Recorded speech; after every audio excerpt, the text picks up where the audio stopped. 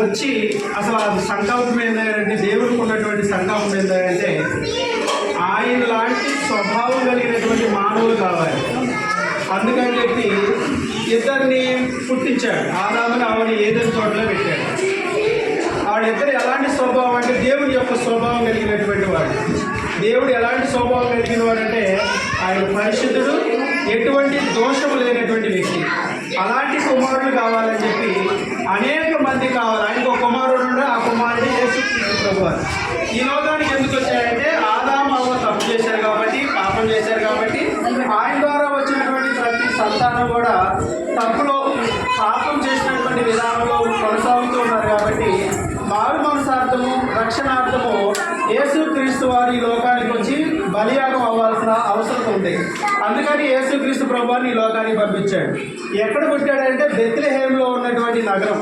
ఇక్కడ మలాకీలో చెప్తా ఉంటాడు, ఈ యోధా దేశంలో ఉన్నటువంటి ప్రధానంలో ఉన్నటువంటి వాళ్ళలోనే ఈ బెత్లెహేము అల్పమైన దానాలు కావు.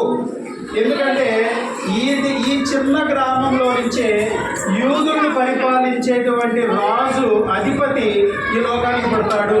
ఇప్పుడు రాజు ఎలాంటి వాడు? మంచోడైతే మన ప్రజలు కూడా మంచిగా ఉంటాం.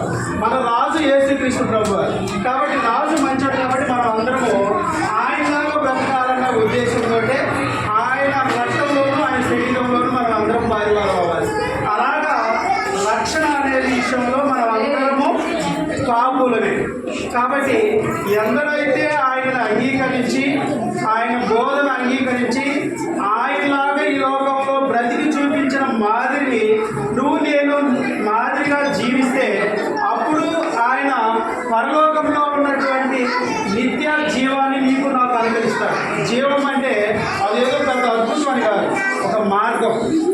అది చాలా ఇరుకు, సన్నదట. అందులో కూడా మనం అందరం పోవాలి.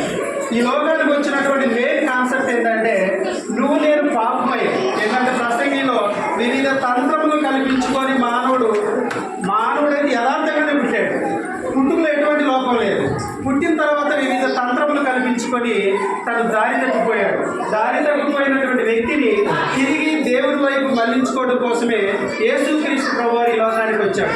కాబట్టి ఆయన వచ్చిన మెయిన్ కారణం ఏంటంటే తన ప్రజలను రక్షించుకోవడం కోసం. ఈరోజు ఇక్కడ మనం ఇచ్చిన మనం అందరము కూడా ఆయన ప్రజలమే. ఆయనలాగా మనం ఈ లోకంలో జీవించి ఆయన మహిమపరచాలనేదే ఆయన ఉద్దేశం. కాబట్టి ఆయనలో వెలుగు ఉంది, ఆయనలో జీవం ఉంది. ఆ జీవాన్ని, ఆ వెలుగుని నేనేం చేయాలంటే స్వతంత్రించుకోవాలి. అలాగ స్వతంత్రించుకొని బ్రతికితే దేవుడు మనకి మంచి అవకాశాలు కానీ, మంచి జీవితాన్ని కానీ, మంచి భవిష్యత్తు కానీ మనకు అనుగ్రహిస్తాడని నేను తెలియపరుచుకుంటున్నాను. ఈ చిన్న మాటలు దేవుడు దీవించును కాక. ఇక్కడ ఉన్నటువంటి చిన్న బిడ్డలు సెమీకృష్ణ తన పుట్టుకని సెలబ్రేట్ చేసుకుంటున్నారు. ఆ చిన్న 2 మాటలు చెప్పుకుందాం. యేసేపు మరియకి పుట్టినటువంటి వ్యక్తే యేసేపు మరియకు ప్రధానం చేయబడతాడు. కన్యక గర్భాన్ని ధరించిందని చెప్పి ప్రవక్తలు చెప్పినట్లుగానే మరియకి ఎటువంటి పురుషుడు ప్రమేయం లేకుండా పుట్టినటువంటి వ్యక్తి యేసుక్రీస్తు ప్రభువారు. అందుకని ఆయనలో పరిశుద్ధత ఉంది. సో ఆయనకి మనం అందరం ఐక్యం కావాలన్న ఉద్దేశంతో మరియ ఈ గర్భం ధరించింది. ప్రధానుడు అయినటువంటి వారి యేసోపు ప్రధానం చేయబడ్డటువంటి ఆ మరియని ఈమె ఎందుకు గర్భవతి అయిందో తెలియక విడనాడాలని చూస్తాడు.